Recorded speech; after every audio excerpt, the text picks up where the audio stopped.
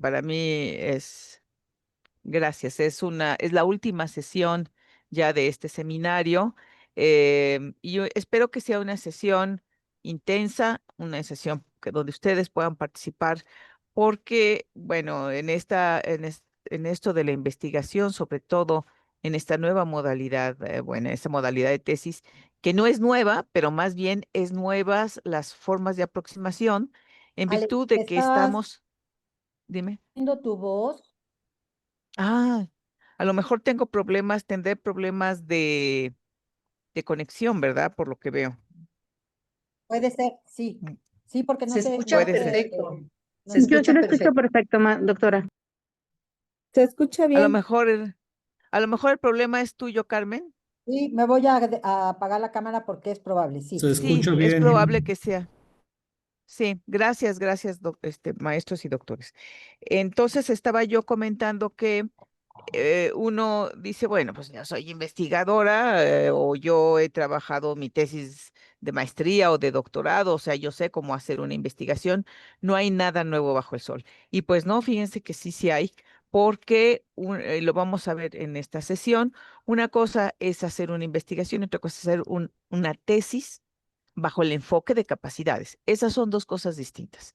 Y vamos a ver que hay diferencias, también hay semejanzas, obviamente, se trata de generar conocimiento, pero sin duda hay diferencias. Y esto nos lleva, a mí y a todo el mundo, pues a todos los que estamos en Plan de Estudios 2022, nos lleva a formas de aprender. Necesitamos aprender nosotros también cosas nuevas. Hay preguntas que me han estado haciendo colegas. Por ejemplo, una pregunta es, ¿la narrativa se incorpora en la tesis? Entonces yo estoy diciendo sí, pero necesito mostrar cómo. Entonces eso es algo muy importante, que veamos cómo, en qué sentido, en fin, que veamos en ese sentido. A pasar mis diapositivas. De todas maneras, la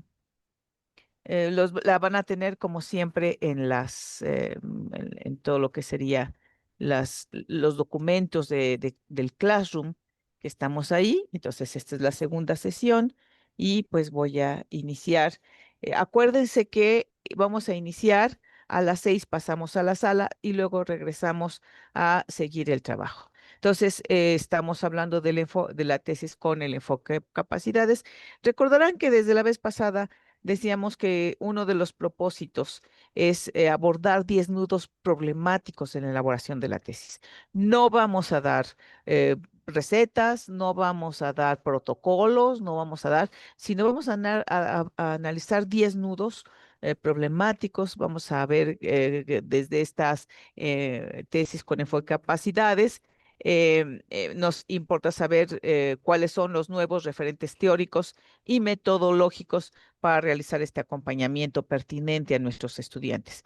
Y bueno, como desde la vez pasada, lo que me ha interesado es caracterizar el estatus epistémico de los resultados de una tesis con enfoque de capacidades. Entonces, en eso, desde la vez pasada lo hemos estado viendo, y pues todo esto vinculado está a nuestras comunidades de aprendizaje. Entonces, la sesión de ahorita corresponde a 5 de estos nudos problemáticos. O sea, nos interesa ver diseños metodológicos alternativos. Seguramente no lo abordaré yo, pero también a lo mejor lo abordan en las salas. La matriz de congruencia, que también es un inicio de matriz de congruencia, pero seguramente conforme avance estas 2 horas, estas 3 horas, vamos a ir incorporando algunos otros elementos a esta matriz de congruencia. En las salas van a abordar otra vez un hilo. Así como la vez pasada abordamos el hilo de estado de conocimientos, referentes conceptuales, categorías o marcos categoriales, aquí vamos a también abordar un hilo que es objeto de estudio, metodología y técnicas de recopilación de referentes empíricos y narrativas pedagógicas. Finalmente, vamos a hacer el análisis de una narrativa pedagógica desde estas nuevas perspectivas del trabajo por capacidades. Sobre todo lo que nos interesa es que a partir del análisis de lo que serían los perfiles de egreso de nuestras licenciaturas, un enfoque investigativo que permea es la perspectiva compleja. Entonces, desde la perspectiva compleja vamos a ver cómo se puede mirar esto y cómo se presentan los resultados. Entonces, bueno, pues vamos a empezar. Entonces, desde la vez pasada habíamos iniciado con una discusión sobre la dinámica de los procesos investigativos. O sea, tenemos un problema un problema de investigación que puede ser dual. Y las preguntas, la vez pasada hicimos ejercicios de hacer preguntas en este esquema dual de la investigación. También vimos algo del planteamiento conceptual como una manera de mirar la realidad. La vez pasada veíamos Tarzán desde Perger y Luhmann, veíamos Tarzán desde Piaget, veíamos Tarzán desde Vygotsky. Entonces había un planteamiento conceptual desde donde se mira la realidad, desde una cosmovisión con una manera de ver al hombre. Y en esta dinámica también es importante recuperar esto del desarrollo metodológico. Es decir, vamos a generar un conocimiento de algún tipo, con algún estatus epistémico, y entonces lo que nos interesa es que este desarrollo metodológico esté centrado. Lo que se trabaja ahorita es desde la recuperación de referentes empíricos o aspectos de la realidad. Es decir, no se estila aquí, por ejemplo, que la construcción del conocimiento sea a partir, por ejemplo, de la experiencia mística o de la experiencia estética, que bien podría ser, pero bueno, la idea es recuperar un referente empírico y pensar que hay una racionalidad, es decir, que hay una construcción que está ahí y que es la que nos va a guiar justamente para poder elaborar este documento. Y finalmente, bueno, esta parte del análisis del referente empírico a mí me preocupa porque en México, digo, y cuando hablo México, no, sobre todo pienso en pues en algunos lugares donde el análisis no es algo que se haga. No nos han enseñado a ser analíticos y por lo tanto es un aspecto que cuesta muchísimo. Es decir, muchas de las tesis son descripciones de lo que pasa y entonces los chicos dicen, miren, ya ven, se aprendieron, tan tan. Y entonces no hay un ejercicio analítico de estos fragmentos de realidad que estamos mostrando, qué es lo que pasa. Incluso alumnos que dicen, o estudiantes normalistas que dicen, bueno, antes de la intervención, mis alumnos sacaban 5, ahora sacan 7. Miren qué bien, qué cuánto avance ha habido. Y uno dice, con que haya números no significa absolutamente nada. Si no hay un análisis de esos, incluso de esos números, ¿qué significa? A veces que tener 7, pues no significa absolutamente nada. Tiene que haber un ejercicio analítico que nos permita, pues, entender qué es esto, ¿no? ¿Qué es esto y desde dónde?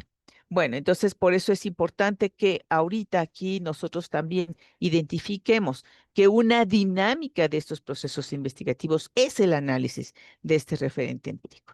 Entonces, desde la vez pasada habíamos identificado que había esta tesis tiene un esquema dual. Es decir, hay un nivel epistémico del conocimiento profesional porque eso así está en el perfil de egreso.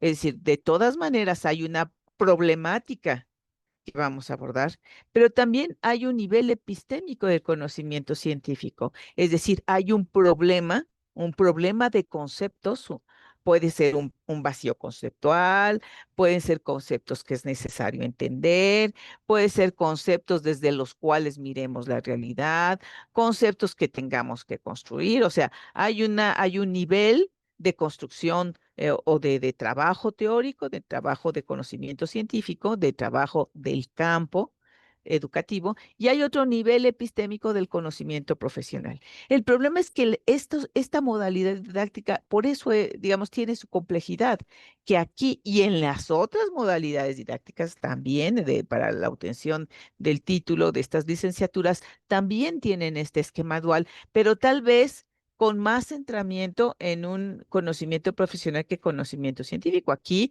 es el esquema dual que tendría que estar como más o menos equilibrado y recordarán que la vez pasada decíamos que cada uno de estos aspectos tiene asociadas preguntas que están relacionadas con la vida profesional y que esas preguntas, las primeras asociadas a la docencia, tienen que ver con el cómo se hace, con el qué se requiere, en fin, que el proyecto de vida en la investigación es más del tipo comprensivo, tratar de comprender por qué suceden las cosas, tratar de explicar, de describir cómo suceden, tratar de entender qué dicen los miembros de las comunidades epistémicas donde estamos, de las comunidades de aprendizaje, y pues por lo tanto la idea tiene que ver en este proceso dual de la intervención y la indagación. Y la vez pasada veíamos la importancia de la pedagogía de la pregunta, porque estas preguntas tienen que estar explícitas en las tesis.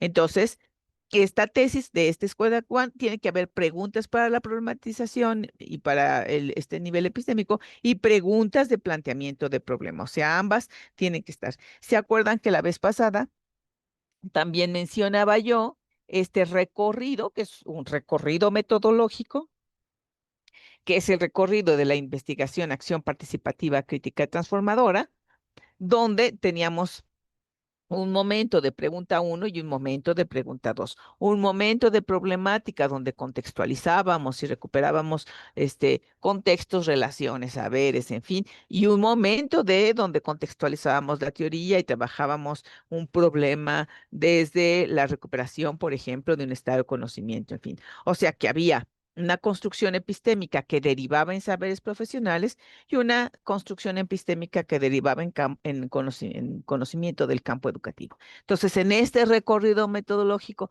este es un ejemplo donde tenemos este esquema dual y ya lo habíamos trabajado en ese sentido, ¿no? Habíamos visto que entonces los referentes conceptuales nos servían tanto mirar para la realidad como para tener estas categorías que me pudieran servir.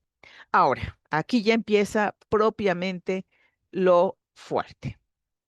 Y pues pido de ustedes pues el máximo de atención. Aquí en esta diapositiva vamos a ver lo que se le llama el proceso investigativo clásico. Abusados los que no han hecho ahorita, los que estén aquí presentes y que no hayan hecho su tesis de posgrado en el esquema clásico. Esto les va a ayudar muchísimo. Este esquema clásico es el que pide Comie, por ejemplo. Ya Comie es la próxima semana y Comie pide este esquema clásico. Entonces, ¿qué hay en el esquema investigativo clásico? Este esquema investigativo clásico puede ser que lo pidamos a nuestros estudiantes. Por ejemplo, lo pedimos en Plan de Estudios 2018 y podríamos pedirlo en Plan de Estudios 2022, pero de preferencia no, porque este es el proceso investigativo clásico. Entonces, este es el de nuestras tesis de posgrado, este es el de COMIE, cuando hacemos el de las investigaciones que muchas de estas que entregamos a nuestro departamento de investigación u oficina de investigación o como le llamen, unidad de investigación de nuestras escuelas formadoras de docentes. Y entonces, bueno, vean ustedes que nosotros tenemos un problema y una pregunta de investigación, tenemos propósitos y tenemos un conocimiento generado. Tiene que haber una congruencia interna entre estos tres, vamos a decir, niveles o entre estos tres momentos del proceso investigativo o lugares del proceso investigativo. Por ejemplo, nosotros podemos tener como propósito conceptualizar. Si yo en el propósito de la investigación tengo que tener, sí tengo conceptualizar, el conocimiento generado en el capítulo de los resultados, tenemos que tener conceptos y categorías, porque si mi propósito es conceptualizar, es lo que tengo que tener al final. A ver, maestra Blanca, adelante. No, una disculpa, se movió aquí. Adelante. Está bien. Adelante, gracias. Entonces, vean ustedes que entonces mi propósito es obtener un concepto u obtener una categoría.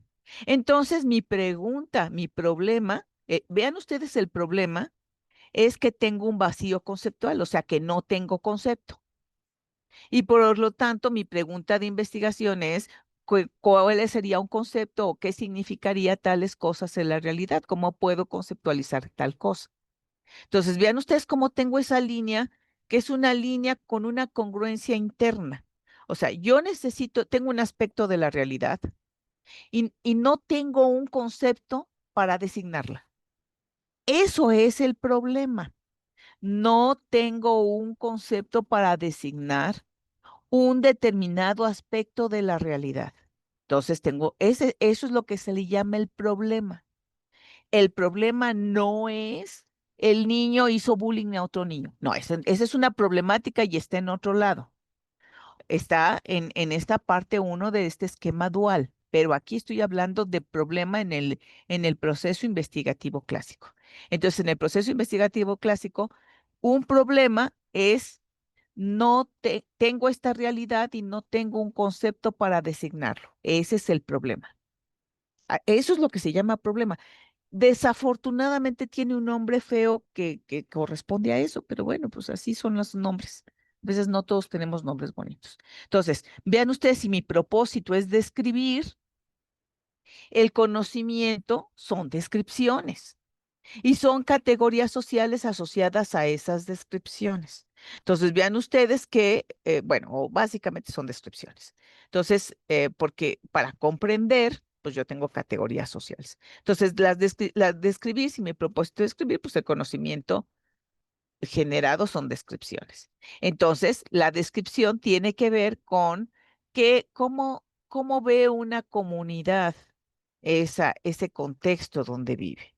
Entonces, vean ustedes, por eso es que un segundo problema tiene que ver con el límite de lo que se sabe. Yo sé cosas en torno a mi comunidad y a mis contextos, ese es un límite de lo que yo sé, y puedo extender mi límite de lo que sé, tanto límite en términos de territorios como el límite en términos también conceptuales, límites en términos de culturales, en fin, o sea, yo ahí tengo expreso el problema como un límite, tengo límites, tengo fronteras y voy a describir para ampliarlo. Entonces tengo el propósito de escribir y eso.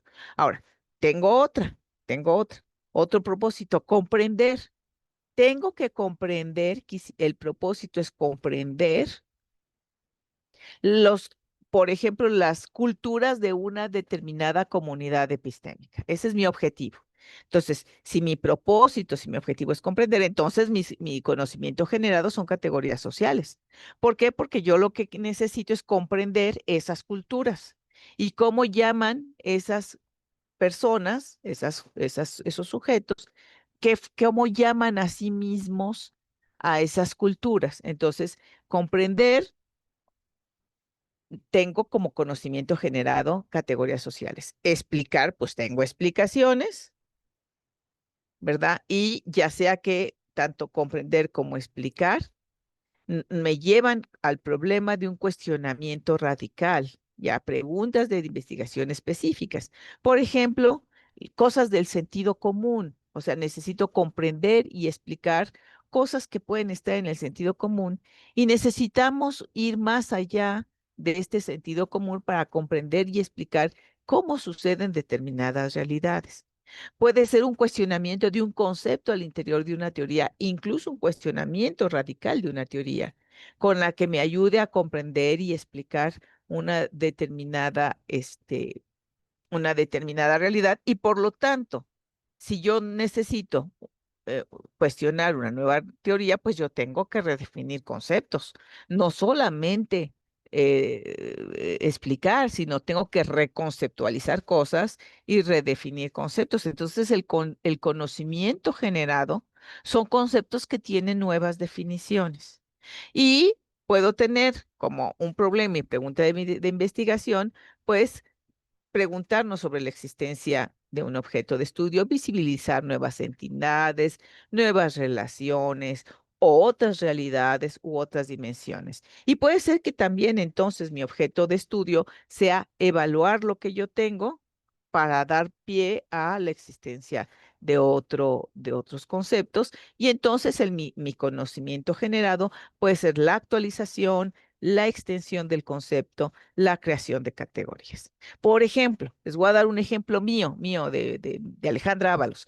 Por ejemplo, yo me di cuenta cuando he estado haciendo trabajo sobre cuerpos académicos, que por cierto inicié este trabajo en Ensenada y lo seguí trabajando con los colegas de Baja California porque estuve trabajando inicialmente este objeto de estudio allá. Entonces, la pregunta que yo me hacía es, ¿qué es esto de los cuerpos académicos? Y entonces yo veía una nueva entidad, unos nuevos sujetos, y entonces yo decía, yo no tengo una categoría, yo no tengo una teoría que me hable de sujetos colectivos y que se mueven de determinadas maneras. O sea, necesitaba yo visibilizar esas nuevas entidades y yo necesitaba extender el concepto de sujeto a sujeto colectivo. Y entonces tengo la creación de una categoría que se llama sujeto colectivo. Y entonces con otras realidades, con otras dimensiones distintas solamente a hablar de sujeto. Entonces vean ustedes cómo el conocimiento generado tiene estas características en lo que se le llama el proceso investigativo clásico. Ahora, quiero decirles que actualmente tengo lo que se le llaman otros niveles de realidad. Es decir, ha habido cambios fuertes en lo que es, voy a decirlo así, la cosmovisión del mundo.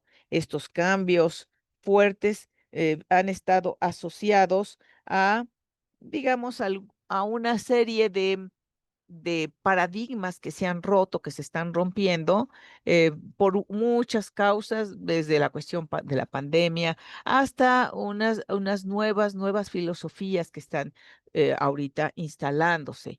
Entonces, nos hemos dado cuenta que de una educación liberal, un desarrollo humano y una ciudadanía reflexiva con la cual veníamos viendo, hay cambios y estamos identificando que no solamente tenemos una ciudadanía reflexiva, sino que además esta ciudadanía del mundo nos ha llevado a pensarnos de diferente manera.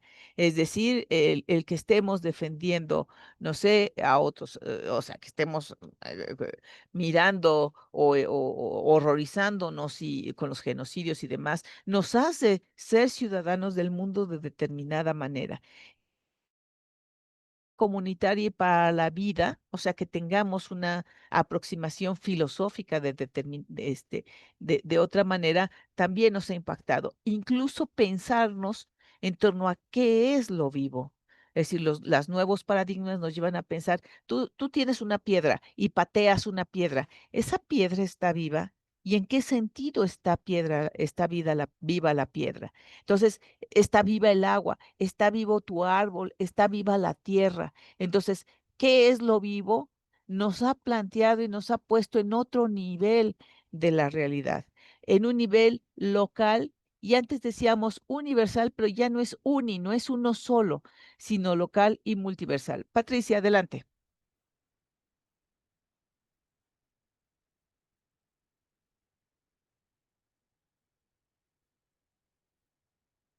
Pati, ¿ya bajaste tu mano? ¿O falta tu micrófono? No, perdón, Ju- bajé la mano. Sí, creo que fui yo. Gracias.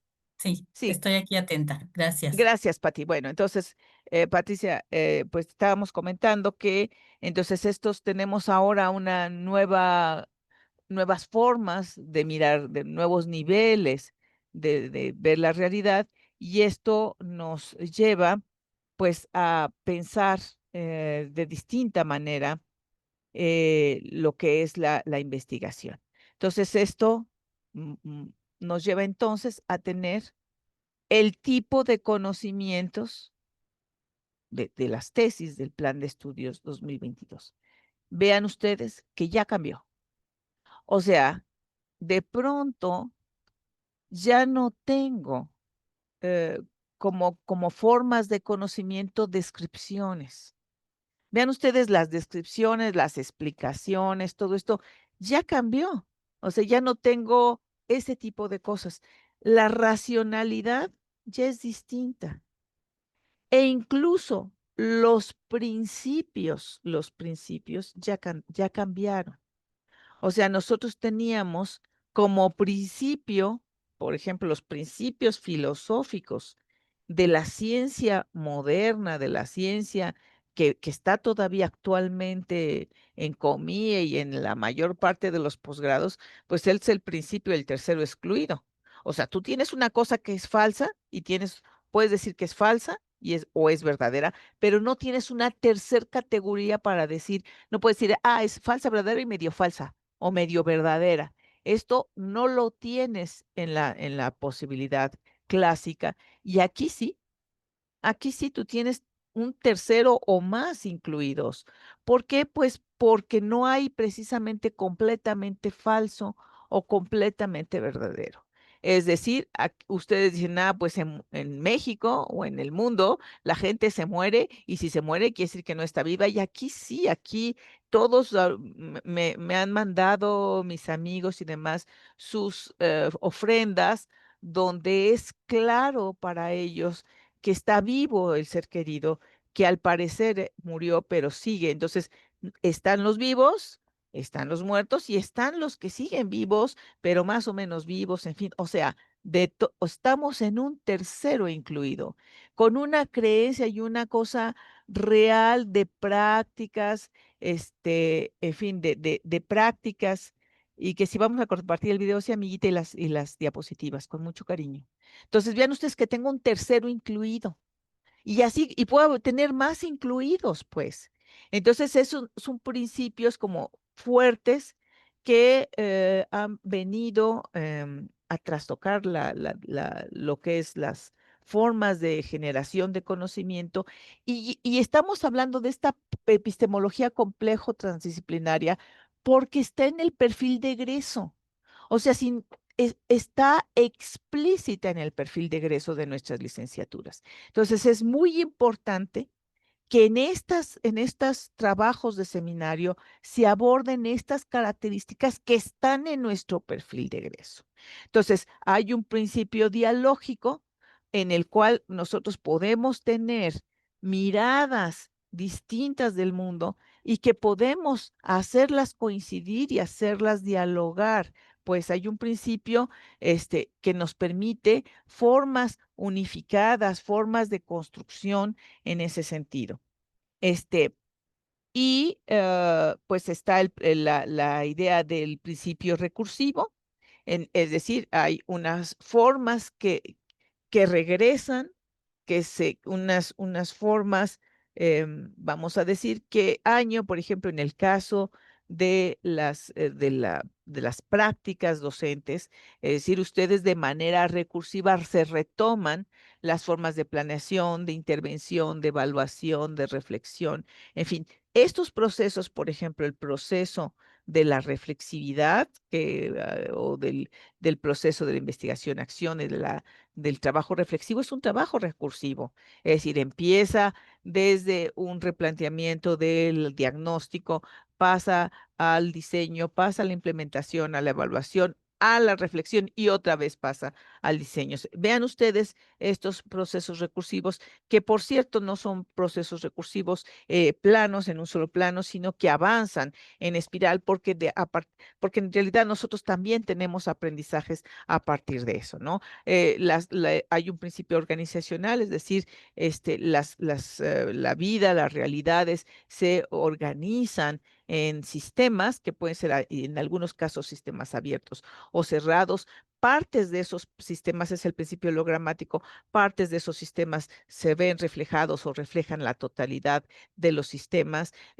La idea de ente vivo es algo, recuerdan que yo me preguntaba, ¿qué es esto de lo vivo? Que es algo importante en ese sentido, ¿qué es lo vivo y qué es lo computante? La diferencia entre vivo o computante, por ejemplo, ustedes dicen, es que es vivo porque siente, es vivo porque se mueve, y bueno, eso es computante, pero hay cosas que están vivas y que habría que ver esto, ¿no? Y la idea, y la idea de multiversidad, que es la idea de que el universo no es universo, sino es multiverso, es decir, hay diversas, ¿no? Hay diversos enfoques Puede ser el enfoque sistémico, es decir, desde la teoría de los sistemas, un enfoque auto-eco-organizativo, el enfoque transdisciplinario, que es el que está permeando fuertemente por ejemplo, en educación básica, cuando ustedes tienen campos formativos, son campos transdisciplinarios, y nosotros también en los trayectos formativos son trayectos transdisciplinarios. Entonces, nosotros tenemos caos como enfoque, estructuras disipativas, mucho que vienen desde la física, desde la termodinámica, pero también esto gracias a Prigione, pero también un poco hablando de una disipación de energía, de cómo fluyen la comunicación, la energía, en fin, los conocimientos, los saberes al interior de las diversas culturas en las que estamos insertos, tanto las culturas escolares, las culturas áulicas, las culturas infantiles, las culturas juveniles, en fin, o sea, hay este tipo de estructuras disipativas y bueno, este enfoque cibernético, que tiene que ver con cómo se maneja y cómo va cambiando la información al interior. Hay diversas racionalidades. Cuando hablamos de racionalidades, hablamos de formas de construcción, por eso hablamos de racionalidades. No necesariamente hablamos de que hay una predominancia de la razón por sobre la emoción o esto, no es necesariamente eso, sino que hablamos de formas porque estamos hablando de una epistemología y de una tesis y por lo tanto estamos hablando de construcciones y hay diversas racionalidades que están aquí. Por ejemplo, en el caso de la investigación-acción, hablábamos de una racionalidad crítica. Y aquí, en el caso de las epistemologías complejos transdisciplinarias, hablamos de la incertidumbre, de la decolonialidad y la racionalidad múltiple o complementaria. ¿Y qué tipo de conocimientos vamos a tener? Entonces, si yo tengo, por ejemplo, dos culturas, cuando hablamos de las licenciaturas biculturales o que tienen más culturas, hablamos de horcones dialógicos, o sea, cómo logramos hacer vivir y convivir dos o más culturas en un aula, de tal suerte que lo que obtenemos son formas de convivencia, de interpretación, en fin, y es lo que le llama, y de lenguajes comunes, y entonces a eso le llamamos los horcones dialógicos. Hablamos de fluctuaciones, o sea, de todas estas energías externas e internas al sistema escolar. Entonces, hablamos de fluctuaciones, de bifurcaciones, o sea, de cómo los sistemas cambian. Por ejemplo, si ustedes tienen un, un, un, un, vamos a decir, un conjunto de conocimientos y que tiene un determinado estudiante normalista y de pronto algo le pasa en el salón de clase. Entonces, es posible que esa sea una bifurcación y que entonces los sistemas de creencias y de saberes de este estudiante van a cambiar para otro sistema, van a regresar a un sistema anterior o va a pasarles algo. Entonces hay estos sistemas que pueden ser sistemas de creencias, de saberes, de concepciones, pueden cambiar dado un evento crítico, por ejemplo, puede haber bifurcaciones. Entonces, ven el tipo de conocimientos que estoy teniendo, conocimiento de metacomunicación, de autorreferencialidad, de este conocimiento personal, comunal, sistémico y esta estructura y realimentación local y multiversal. Entonces, vean ustedes que este conocimiento de la estructura y de cómo se realimenta estos sistemas autoorganizativos, cómo se van alimentando, pues estas son formas de conocimiento. Vean ustedes que de a explicaciones, conceptos, entonces, vean ustedes que hay fuertes cambios.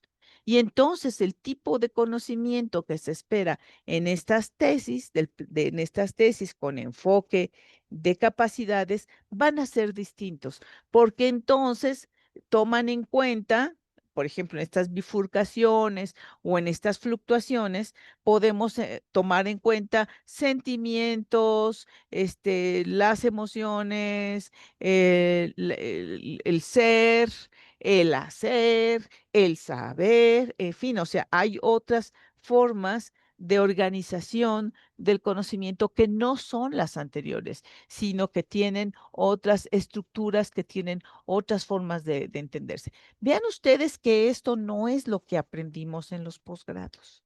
Incluso ahorita estoy leyendo una tesis que le tengo que dar, hay un premio nacional de la mejor tesis, y entonces me la dieron y está en el esquema anterior, y yo dije, bueno, pero no solamente en el esquema anterior, sino mal hecho el esquema anterior, y uno dice, no, no, espérame. O sea, de todas maneras, aunque estés en el esquema anterior, tienes que entender que hay una lógica, pero ahorita aquí estamos entrando a una nueva lógica con unas nuevas racionalidades, con otro tipo de conocimientos. Bueno, no sé, déjenme ver, tengo unos minutines. Bueno, aquí sí tengo 2 minutitos para oír. Ay, Pilar González, adelante. Maestra, una disculpa, no me he podido conectar desde la compu, estoy con un celular, creo que hay bastantes problemas con algunos compañeros también que no hemos Sí. podido, estoy tratando de arreglarlo, por eso estoy en el celular. Maestra, yo tengo, ahorita con todo lo que dice y por las preguntas que le están haciendo, que solicitan como una bibliografía Ah, ok. que mm, ayude como a entender estas otras nuevas formas de investigación. eh, no sé, o sea, yo ahorita al estarla escuchando, creo que más que pensar que efectivamente hay otras formas de investigación, pero lo que las está generando es otra forma de pensamiento, ¿no?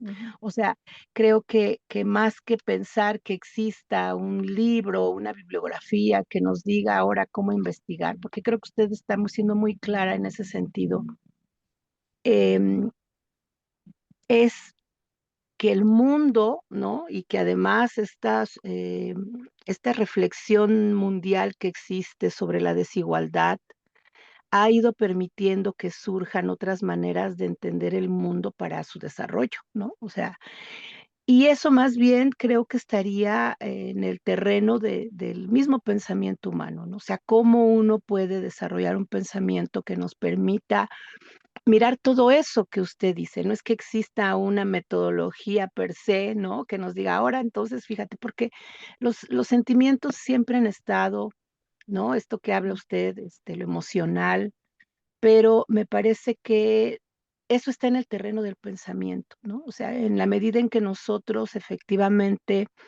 desarrollemos un pensamiento crítico, ¿no? Y todo lo que implica, ¿no? Este pensamiento, esta nuevas maneras de referenciar el mundo, porque estamos aprendiendo a mirarlo como diverso, ¿no? Con necesidades diversas, nos tendría que llevar justamente a que el tipo de tesis o el tipo de trabajos, ¿no? Pues efectivamente denote que hay una mirada distinta sobre el mundo, ¿no? O sea, pero creo que es el trabajo, ¿no? Lo que se hace. Entonces, ¿cómo más bien sería el acompañamiento que tendría que hacer una maestra o un maestro en este proceso último, ¿no?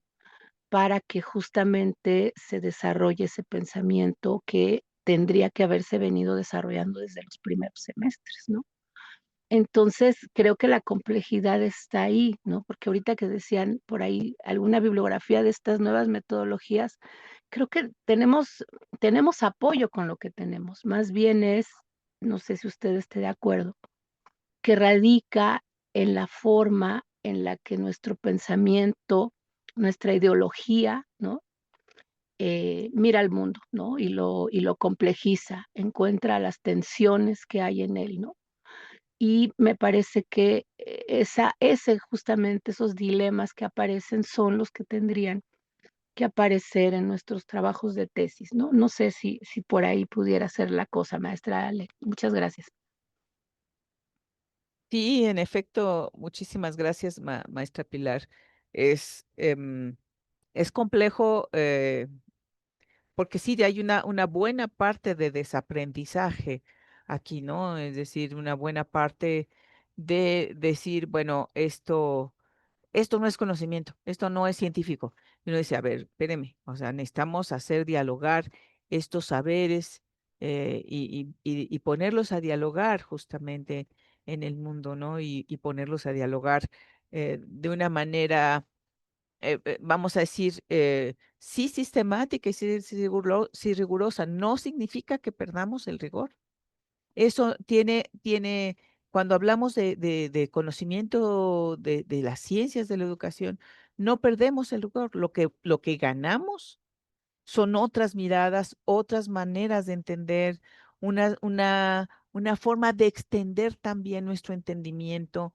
En fin, es decir, tenemos, lo bien le decía la maestra Pilar, tenemos una gran diversidad. El problema es cómo incorporamos esa gran diversidad de saberes, esa gran diversidad de miradas y demás. Y bueno, déjenme decirles, no es solamente que lo diga como de dientes para afuera. Por ejemplo, ahorita de las, de las cosas que hemos venido trabajando desde hace algunos años estoy en un cuerpo académico y somos 2 de matemáticas, 2 de física, 2 de biología, 2 de química, 2 de geografía, química, biología, en fin, somos de como de varias licenciaturas. Y entonces cuando decimos, por ejemplo, el término microclima, hablábamos y estudiamos el microclima. Y entonces los de geografía decían, no, eso no existe, está el clima. Y los climas son un fenómeno, que son estables, están asociados al movimiento de la Tierra, de movimientos de traslación, y además se clasifican las regiones de la Tierra por esos climas. O sea, tú tienes climas áridos, climas monzónicos, climas no sé qué, pero microclimas, eso no existe. Y entonces los biólogos decían, no, es que microclima, ya sé a qué te refieres. Te refieres a al clima donde viven determinados animalitos y determinadas plantitas, y entonces ellos viven en función de un clima. Entonces ese pues puede ser microclima. Y hay quien diga, pues está el clima del salón de clase, y ese es otro clima. Entonces, hablando de microclima, necesitábamos, o sea, cada quien tenía su idea de clima, y entonces necesitábamos dialogar para ver qué queríamos entender y qué queríamos decir cuando que teníamos una realidad que es una realidad terrible que vivimos en la Ciudad de México. A las 8 de la mañana que empiezan las clases en la normal superior, todas las empresas, todas las industrias del corredor norte de la Ciudad de México prenden las fábricas. Y a esa hora entra a la normal superior toda la contaminación del norte de la Ciudad de México. ¿Qué podíamos hacer en la normal superior para que a las 8 de la mañana dejáramos de que nos lloraran los ojos y de que íbamos a empezar a trabajar nuestras clases y que ya nos estábamos ahogando? Porque teníamos este corredor de polución del norte de la Ciudad de México. Necesitábamos construir algo en la normal superior que pudiera hacer convivir plantitas, un edificio, seres humanos y un ecosistema que nos pidiera servir. O sea, necesitábamos juntar lo de la física, juntar lo de las matemáticas, juntar todo para hacer de nuestra escuela un lugar donde pudiéramos respirar. Ya dejen dar clase o aprender teorías de no sé qué, sino necesitamos respirar. Entonces necesitamos ponernos de acuerdo entre varias miradas de lo que era una cosa y decir, vamos a llamarle microclima a esto. Y entonces teníamos que recuperar los conocimientos y los saberes de todas las disciplinas. O sea, decíamos, a ver, geográficamente qué significa, matemáticamente qué significa, físicamente qué significa, biológicamente. Y entonces teníamos que tener el concurso de varias miradas. Teníamos que bajar la manita porque yo tenía que decir, ay, esto no me lo sé. Y entonces ante cosas raras, que para mí eran raras en ese momento, por ejemplo, yo decía, pues sembremos arbolitos, y decían las compañeras, abusada, no podemos sembrar cualquier arbolito. O sea, porque si tú siembras cualquier arbolito, o matas al arbolito o desgracias la cañería de la norma superior.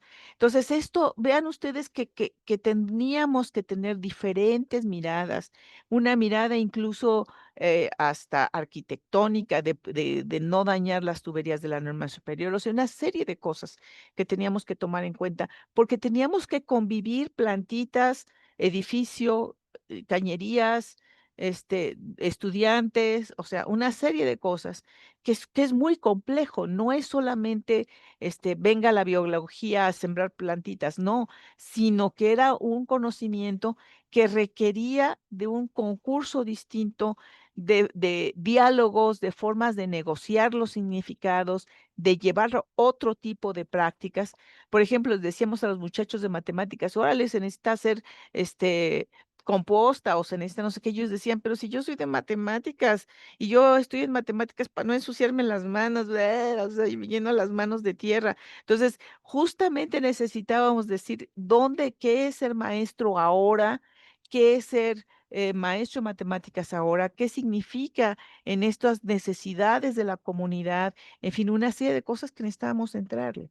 Entonces, de otra manera, las tesis y la construcción de conocimiento no se puede. Si ven la idea del diálogo, la idea de buscar sistemas, la idea de una apertura distinta, en fin. Entonces, es por esto, dada la complejidad en el sentido de dificultades de ahora, que tenemos que afrontar de distinta manera y que entonces las disciplinas por sí mismas no ayudaban. Y eso es una realidad. No solamente las disciplinas, los saberes que tenemos no ayudan. Incluso había cosas raras, por ejemplo, yo les decía, es que, ¿y si se nos mueren las plantitas porque esto no hay suficiente agua en tal época del año? Y me decían, Ale, es que tienen que sufrir las plantitas en esa época del año. Si no sufren las plantitas en esa época del año, no tienen los ciclos para volver a renacer. Yo decía, ¿cómo que tienen que sufrir mis plantitas? O sea, era una cosa como rara en la que dinámicas y lógicas que había que entrar, había que decir, bueno, ok, si tú me lo dices, adelante, pues el arbolito se va, parece que se muere. Y me decían, no, se le están cayendo sus hojitas nada más, pero no se muere, no te apures. Entonces, y había que checar este tipo como de cosas, ¿no? Entonces, justamente nos dice la maestra Cristina, pues que hay que desaprender cosas para volver a aprender. Y estos ciclos de aprendizajes y reaprendizajes, pues son ciclos que son muy difíciles, sobre todo para los que somos docentes en este tipo de, pues en este tipo de documentos que nos va a, pues, hacer distintos. Entonces, yo lo que les decía es no porque tengamos que cambiar mi mirada, tenemos que evitar o no tener un rigor en ese sentido. Espérenme, porque me equivoqué aquí. Entonces, les decía yo que, bueno, estas formas, pero también tenemos que tener una congruencia a la anterior. Es decir, sí tenemos que tener una primera matriz de congruencia donde tenemos un título, una problemática y un problema. Sí, les decía yo que tenemos preguntas de investigación y se acuerdan que también teníamos preguntas de intervención, o sea, teníamos ambas en esta cosa dual y por lo tanto tengo un objetivo general, pero tengo objetivos específicos 1 y 2 que atiende a objetivos de este esquema dual de la tesis.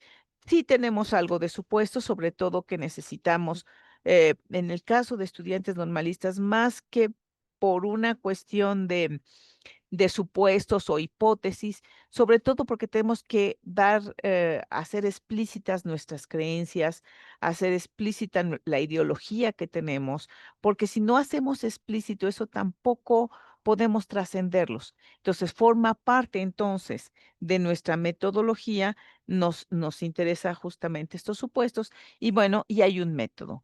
Entonces, no, la idea es, el problema es qué aspectos de la realidad nos interesa de indagar y la problemática, qué situaciones conflictivas hay que resolver. Por ejemplo, que les comentaba yo de que se abría todo el corredor industrial y llegaba a la norma superior toda la polución de que se prendían las fábricas. Entonces, había problemáticas, pero también había un problema de la realidad que nos interesaba indagar y un problema que significa una realidad compleja que había que nombrar y que por eso utilizamos como resultado el microclima. Entonces, ahorita vamos a pasar a de nuevamente los equipos. Está la doctora Rosa Flores, que va a conducir preescolar, la doctora Claudia Pank, que está también en preescolar, y la doctora Esmeralda Jiménez. Ellas van a entrar, están aquí ya presentes. La maestra Kiara va a inicial, la maestra Liliana Aide a educación especial. Vean ustedes que son los mismos equipos de la vez pasada. Es muy probable que a lo mejor ahorita, como el ingeniero, si ve preescolar, los manda a preescolar, a lo mejor no van a estar los colegas que estuvieron con la doctora Esmeralda, a lo mejor van a estar el día de hoy con la doctora Claudia Pan, no importa mucho. Lo importante es que logren recuperar también perspectivas que se vienen trabajando en el nivel, y bueno, pues eso también da mucha luz y mucha claridad a la discusión. La maestra Liliana entonces va a educación especial, el doctor Jorge Garduño va a educación física, la doctora Odette va a inclusión educativa, el doctor Salvador va a primaria, el doctor Gilberto va también a primaria, la doctora Diana también va a primaria, yo me voy a quedar con intercultural, la doctora Maricruz Aguilera Moreno va a secundaria, el doctor Jorge Hernández Márquez va a telesecundaria, y si en un momento dado se requiere una sola, pues no sé, doctora Pilar, ¿podría usted acompañarlos en una de las salas, o la doctora Carmen? Sí, con gusto. Bueno, gracias, doctora Carmen. Bueno, pues voy a dejar de compartir. Entonces, pasamos a las salas. Entonces, recordarán que en las salas nos interesa el trabajo sobre lo metodológico. Una vez que ya vimos cómo está esto de la nuevo enfoque, los nuevos paradigmas para la elaboración de las tesis, entonces ahorita tendríamos que entrar a discutir, bueno, de todo esto, cómo podríamos resignificar qué tipo de métodos en función de lo que tenemos. Las compañeras tienen la presentación, por si en un momento dado las y los compañeros que van a conducir las salas, por si en un momento dado requieren mirar de nuevo las presentaciones. Ahorita subimos al Classroom para que todos tengan la presentación y tengan las preguntas y tengan, bueno, algunos elementos de los nuevos paradigmas. Entonces, adelante, doctor, maestro, ingeniero, si son tan amables, por favor, de distribuir a los colegas. Yo también, aunque no quieran Pero creerlo. bueno, en otra ocasión nos saludamos. Un abrazo a todos, ¿eh? Saludos, Porque gracias a tengo todos. clase. Hasta Bye. luego, bye. Gracias, adelante. Viviana, adelante. ¿Algo que quiere preguntar, Viviana? No, perdón, la activé por Bueno. equivocación. Gracias. Bueno, pues muchas gracias. Creo que también yo también quedé con ganas de seguir en el trabajo, porque bueno, ya una vez que más o menos se delineó la cosa, pues ya la parte metodológica fue mucho más, fluyó, y además no solamente fluyó, sino que hubo discusiones interesantes. Rosy, muchas gracias. Gracias, Claudia. Muchas gracias a todas las colegas. Gracias, Odette, porque bueno, son compañeras, Esmeralda, que son muy brillantes, la doctora, a la misma Maricruz, en fin. Vamos a terminar ya, porque bueno, también entendemos que aparte, pues es una parte, pues, ay, espérenme tantito. No, estoy queriendo compartir algo que no es. Estamos por cerrar este seminario. Este seminario pues ha sido muy interesante porque nos ha permitido pues discusiones amplias, no solamente en términos de las modalidades. Ahorita que estamos en la sala decíamos, bueno, qué tanto también las otras modalidades retoman estas perspectivas. En fin, o sea, finalmente hay un trabajo metodológico que pareciera, en ese sentido, ¿no? Un trabajo metodológico que pareciera que tiene que ser retomado en algunas modalidades de titulación y demás, ¿no? Entonces, nosotros estamos, les comentaba, pues tenemos estos antecedentes de la dialéctica investigación-intervención, y que seguramente hay unas demandas institucionales de generación de conocimientos, y pues eso nos ha llevado como a cierto tipo de prácticas investigativas, pero pues no necesariamente, como lo hemos estado viendo y discutiendo en las salas, no necesariamente corresponden a este esquema tradicional o este esquema clásico de elaboración de investigación, sino que pues necesitamos forzosamente tener este esquema dual que además pues integre a las comunidades, integre las voces, integre a los otros a los diálogos. Entonces, bueno, pues una de las discusiones que también, sobre todo ahorita también estaba yo en el grupo de interculturalidad, pues se presenta esto, ¿no? Que ellos planteaban la narrativa pedagógica como una metodología, como un método incluso de recuperación. Estamos viendo lo del link de asistencia, no sé, en la maestra Carmen, la doctora Carmen Villavicencio, no sé si estará en posibilidad. Déjenme ahorita buscar Sí, a la doctora. si no, yo lo subo, maestra Ale. ¿Ya ahorita quiere Ok. que pase el registro? Sí, ahorita lo subo Pues ya. No se sí, preocupe. pues ya estamos en la parte final. Lo Bueno, que tienen ustedes, gracias, maestra. Lo que tienen ustedes en la pantalla es un pedacito de narrativa. Es un pedacito de narrativa pedagógica.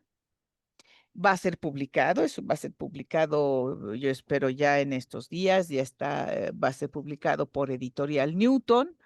Entonces, la idea es como ir viendo cómo hacer con o sea, ¿qué hacemos con la narrativa pedagógica? ¿La narrativa pedagógica es la tesis? No, la narrativa pedagógica todavía requiere un tratamiento. Es decir, todavía requiere en esta doble mirada epistémica, requiere otro proceso. Entonces, bueno, vamos a trabajar con esta que tenemos aquí en pantalla y con esta vamos a mirarla a partir de Boaventura de Sousa Santos. Entonces vamos a trabajar porque además si queremos una mirada compleja, entonces también pues las perspectivas que tenemos que ir trabajando tendrán que ser perspectivas complejas o tejer desde otras perspectivas, hacer tejidos conceptuales, pero nuestros estudiantes de licenciatura no están en esa posibilidad. El tejido conceptual se deja para la maestría, para el doctorado, pero pues lo que podemos tener son buenos marcos complejos y desde aquí vamos a mirar y desde aquí vamos a hacer un análisis de esto. Entonces, voy a trabajar ahorita en estos breves minutos que me quedan esta parte de la epistemología del sur. Las epistemologías del sur son procesos de producción. Cuando hablamos del sur, no es el cono sur o el hemisferio sur ni nada. En realidad, el sur no es un lugar, es lo que se le llama el territorio de la exclusión.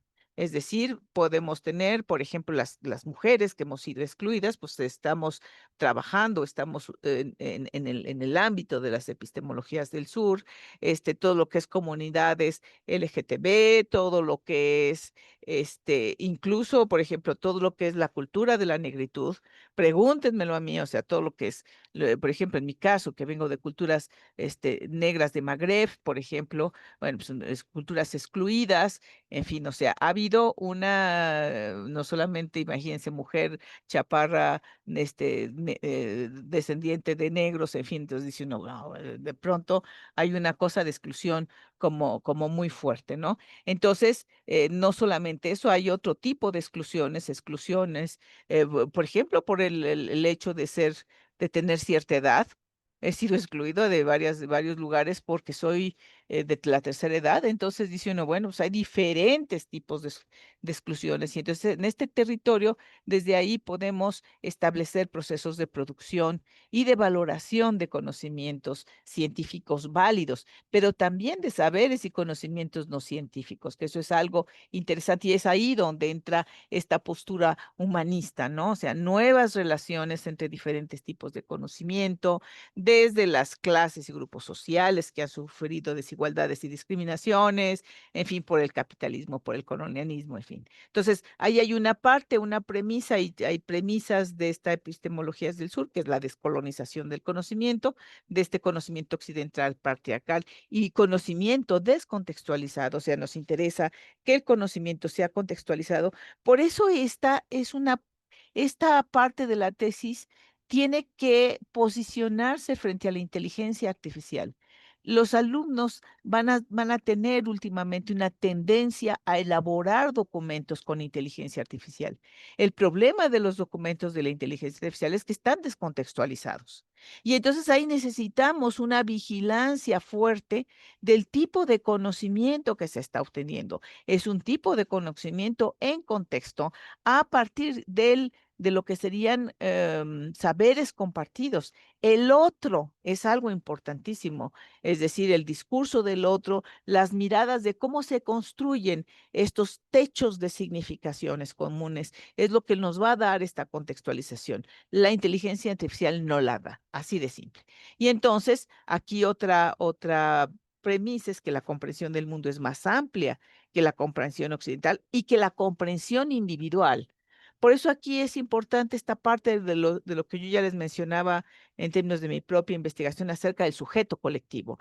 O sea, los sujetos son colectivos, las voces son colectivas y es importante recuperarlas metodológicamente y es importante respetarlas, recuperarlas, mirarlas, pues, y compartirlas. Entonces, aquí es algo importante.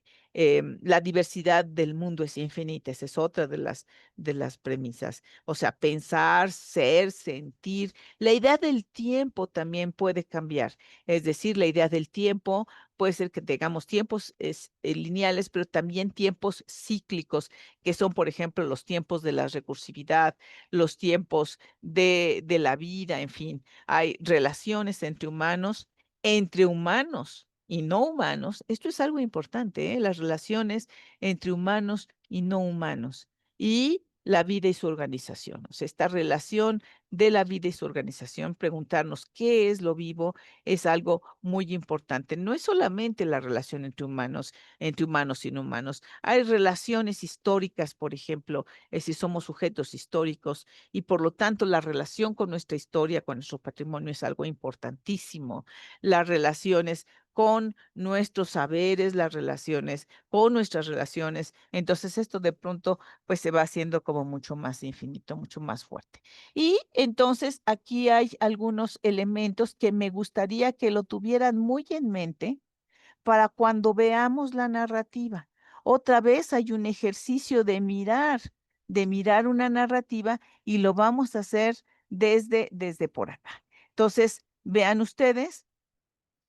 Dice Lupita que primero pedagogía y después tecnología, así es esto, o sea, la tecnología, hay trabajos que estamos haciendo interesantes de cómo la tecnología puede ser una ayuda, puede ser, pero nunca será esta parte de la posibilidad, va a ser una ayuda en la construcción, puede ser que sea hasta un tutor, no lo dudamos, pero necesitamos mirar esta relación en términos de la construcción de manera distinta. Es decir, es una construcción entre varios, no es una construcción de alguien. Y entonces es algo que es importante y tenemos que saber plasmarlo. Entonces vamos a ver aquí, hay algunas cosas, algunas ideas que vamos a intentar verlas en esta narrativa de la que les voy a presentar. Entonces hay una idea que se llama ecología de saberes. Hay una diversidad de saberes y conocimientos y que vamos a recuperar con esta justicia epistémica y el reconocimiento de su valor. Entonces, chequen que hay esta cosa que se llama ecología de saberes. Hay otra cosa que se llama traducción intercultural, una cosa que le vamos a llamar una hermenéutica diatópica. O sea, lo que nos interesa es cuáles son las preocupaciones que son isomórficas, o sea, que comparten una o más culturas y cuáles son sus alternativas, de tal suerte que podamos entender, facilitar esta comprensión y sobre todo facilitar el diálogo con las culturas. Tenemos que tener una ampliación simbólica de los saberes.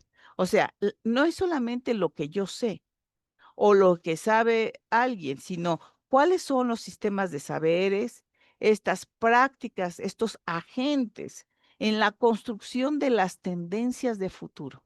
Esto es importantísimo, no es lo que sucede ahorita, sino el todavía no. O sea, todavía no es maestro, todavía no sabe tal cosa, todavía no, pero es una idea que está apoyada en la esperanza y, ¿por qué no? También en la frustración, pero sobre todo aquí el término esencial es el término esperanza. La idea del todavía no tiene que ver con esta amplitud simbólica de los saberes.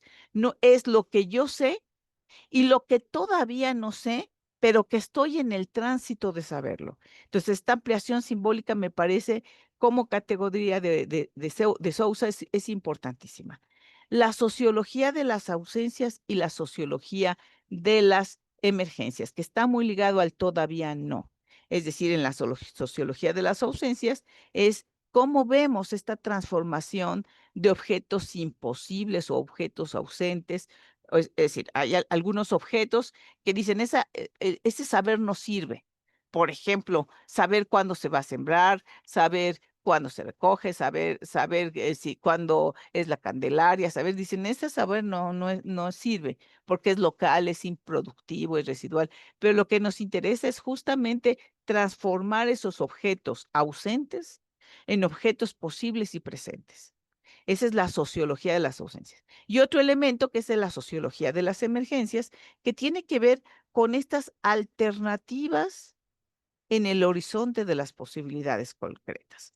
O sea, ¿cuáles son las ideas emergentes, las pedagogías emergentes, los saberes emergentes? Es decir, estas alternativas que se dan en un horizonte y en este horizonte de las posibilidades concretas, muy al estilo de Semper. ¿Ok?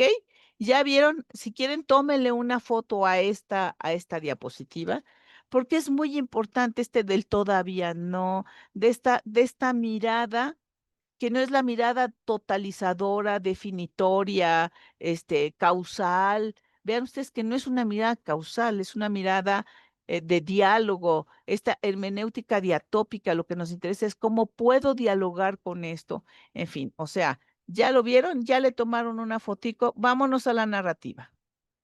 Me voy a la narrativa. A ver si ahí está. Voy a leerla en voz alta para que ustedes vean cómo puedo hacer una aproximación con mi estudiante. O sea, acuérdense que este es un trabajo de al menos 2. Y cuando digo de al menos 2, es una narrativa que es construida por el estudiante, por estudiante y otro estudiante, por el estudiante y su tutor. Es decir, puede haber una narrativa construida por al menos 2.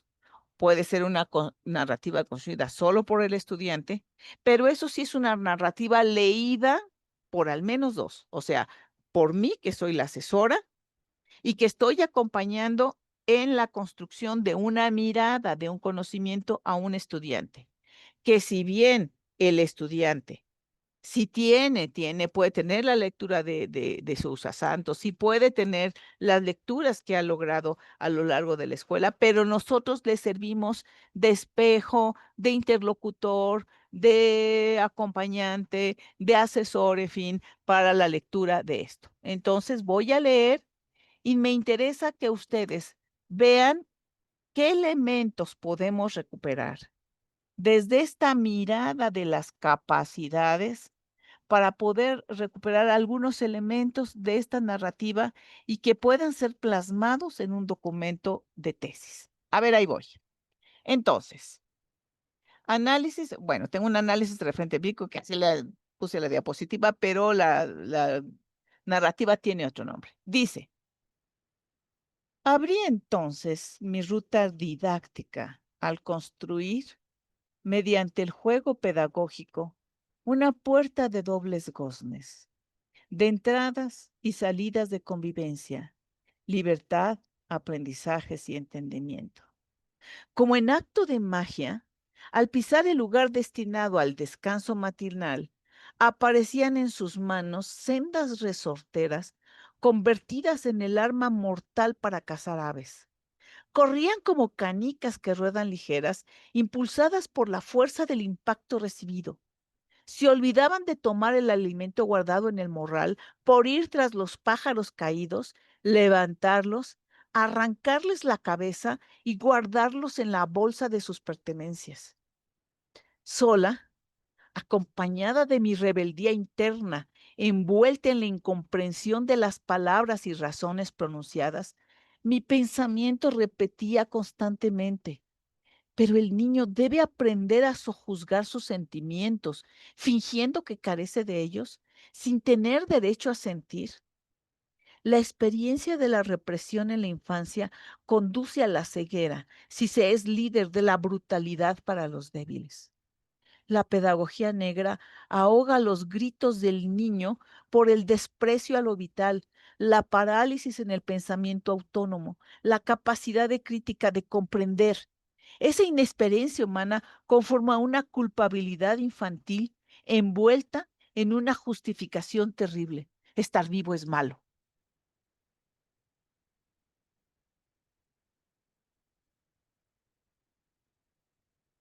Bueno, ese es un pedacito de narrativa. Ahora, ¿qué hacemos con eso? ¿Qué sugieren que hagamos con eso? Ahí está la narrativa. Pues podemos analizarlo, ¿no? Hacer como un diagnóstico desde el contexto, identificar, bueno, en qué contexto se está desarrollando la situación, las Bueno, características de los niños en este caso. Habla pues de algunos elementos pedagógicos como el juego, que también pudiéramos rescatar. ujú, Pues obviamente se centra en una situación específica que pues para los pequeños, a lo que entiendo, es algo natural, parte de ujú. su contexto, creo yo. Y entonces pudiéramos comprender por qué, ¿no? De las situaciones que se está presentando, ¿no? Y poder saber de qué manera pudiéramos como docente eh, utilizar toda esta información para, eh, para saber de qué manera vamos a nosotros como docentes a trabajar con este tipo de niños, ¿no? Con esas características. Se me ocurre, ¿no? Gracias. Gracias, maestra. Sí, la parte, lo que hemos estado diciendo, la parte del contexto es fundamental, ¿no? Ahora, bueno, ahora dicen en el chat hacer categorías. Bueno, esa es otra opción, es decir, unas categorías que tendrían que estar ligadas como a qué cosa. Vamos, Jorge. Adelante, Jorge.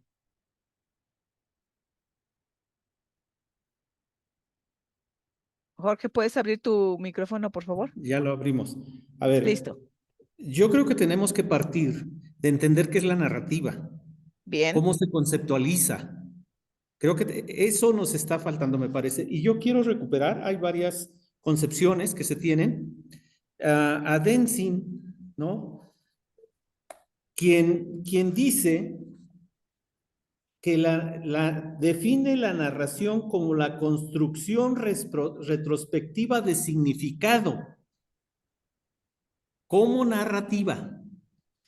Y al mismo tiempo dice que la investigación narrativa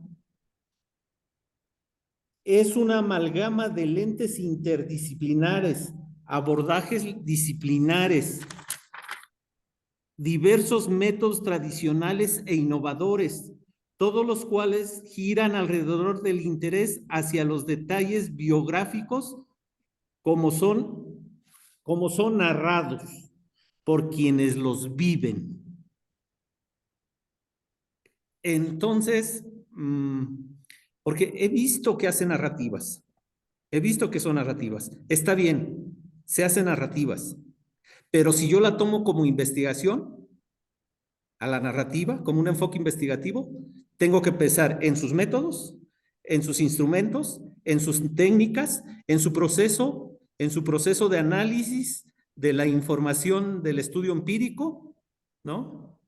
Y entonces, desde esa perspectiva, habría que decir, si lo que se presentó ahorita es narrativa, es una narrativa vista, insisto, Una narrativa vista, insisto, como la construcción retrospectiva de significados. Es decir, esto pega porque empezamos a analizar, bueno, ¿y cómo sería esto? Y Bolívar nos dice, pues es que hay un enfoque biográfico narrativo. Claro. Y se pueden estudiar procesos individuales de cómo ha ido construyendo esa idea, ¿no? Esa biografía. Pero también puede Claro. haber historias de vida. Habría que pensar si el diario del profesor, por ejemplo, es una narrativa, si la entrevista es una narrativa, porque finalmente están contando, están retrocediendo en términos de tiempo al pasado para ir entendiendo los futuros y los presentes. Como enfoque narrativo, como metodología de investigación, hasta aquí cabe lo que usted decía cuando estuvo presentando sus diapositivas, dice construcción, yo dije, se refiere a la construcción de campos explicativos, construyo campos del saber. Es decir, capturo elementos de la sociología, pero no de toda la sociología. Capturo elementos de la psicología, pero no de toda la psicología. Así es.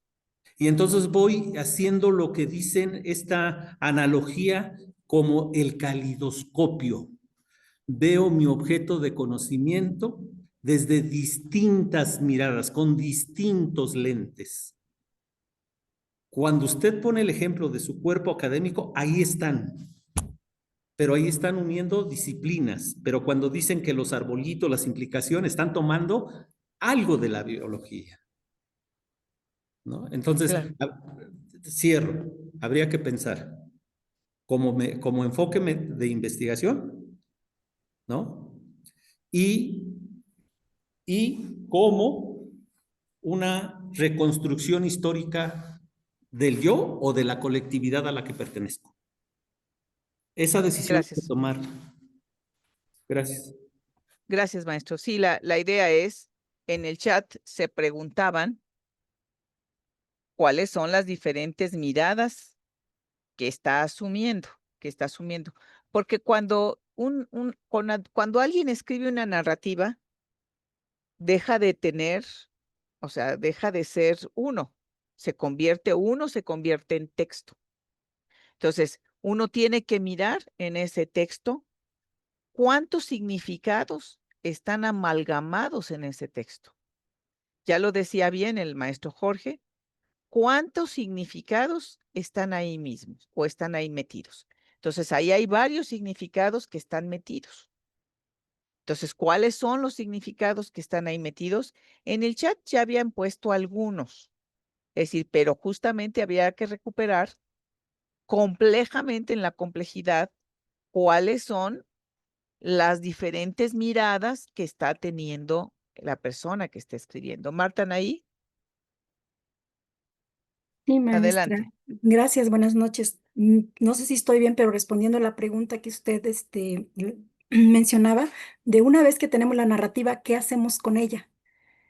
Y yo puedo deducir que si ya tuvimos una observación, hicimos una reflexión, un análisis y construimos una narrativa, ¿qué es lo que sigue? Fundamentarla con un teórico para que le dé la validez oficial del documento. O con varios, ¿no? Es lo O que con decía el varios, maestro exacto. Jorge. Sí, con varios Es decir, autores. veamos varias miradas, Posturas. es decir, Miradas. varias posturas. ¿Cuáles son las Correcto. posturas que está tomando ahorita la maestra en este texto? ¿Cuáles identifican ustedes? Dice Viviana, la maestra observa actuaciones de la segunda infancia de los niños en ese periodo que desarrollan la moral. Es por eso que menciona que estar vivo es malo y de ahí se derivan las consecuencias posibles. Entonces, ahí hay un problema de construcción de moral. Ese es un tema que está ahí metido, esa es una perspectiva que está ahí metida. ¿Qué otra perspectiva está ahí metida? Dice,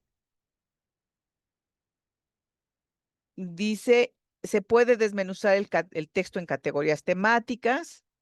A lo mejor no tanto, pero sí interpretar como dice Lupita, interpretar lo que significa en relación con tu problema o tu pregunta de investigación conectado con tus autores teóricos. O sea, ahí, ¿cuál creen ustedes que es el problema o la pregunta de la maestra?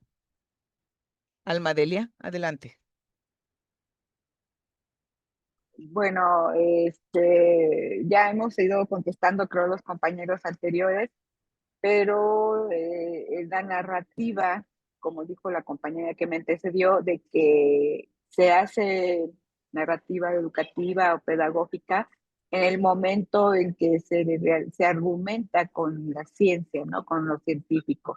Y la narrativa de qué nos sirve en sí, la que está mencionando ahorita la maestra, ahora es la que usted leyó, pues que nos da un contexto claro de dónde voy a aplicar esa investigación.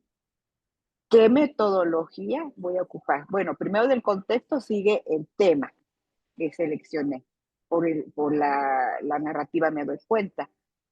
Después del tema, ¿qué problemáticas se identificó durante esa narrativa?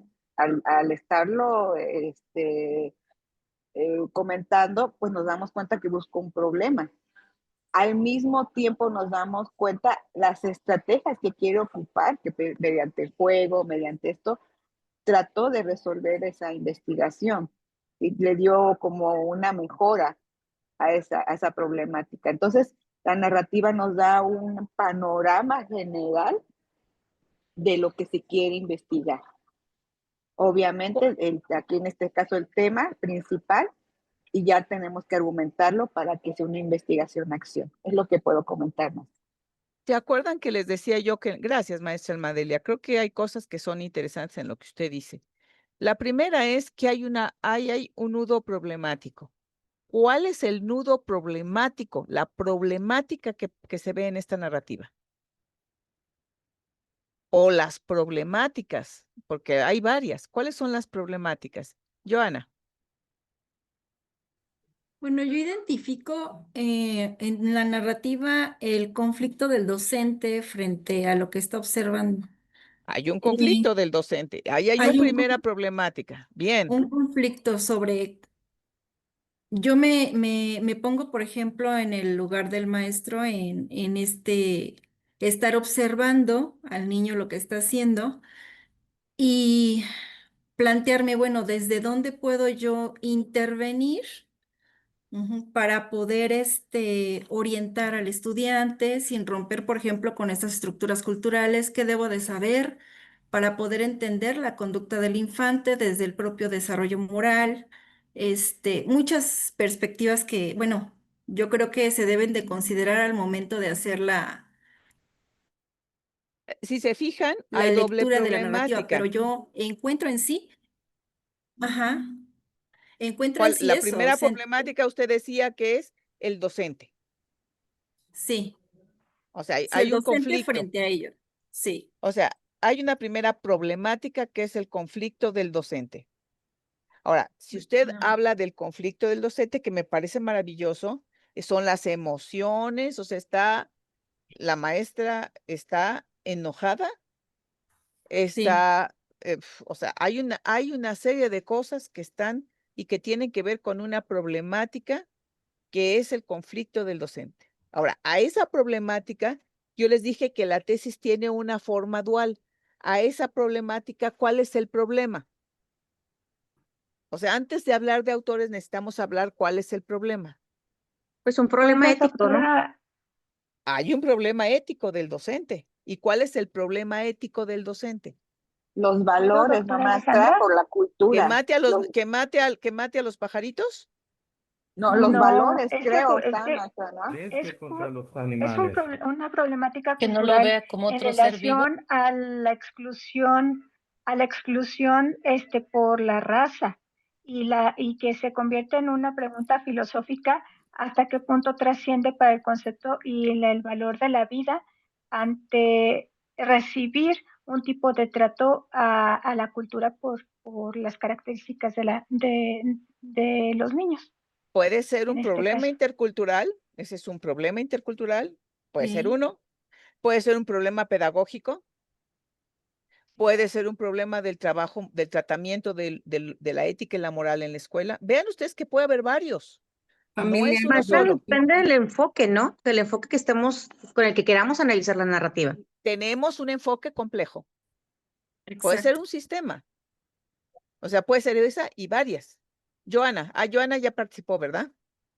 Sí, yo ya Bueno, participé. o sea, está la problemática. Bien. Veamos ustedes que frente a una problemática puede haber muchos problemas. Y problemas que son complejos.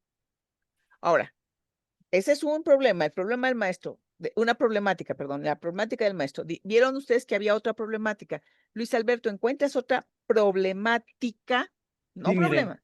Sí. sí, mire, ya dijeron la primera problemática de los valores del profesor, pero Ujú. entonces la segunda problemática estaría en los valores del niño Por ejemplo. y la interculturalidad. Pero voy Bien. a diferir un poco de lo que dicen. A ver, dice que guardó Sí. el ave en su bolsita o en su Claro. morral.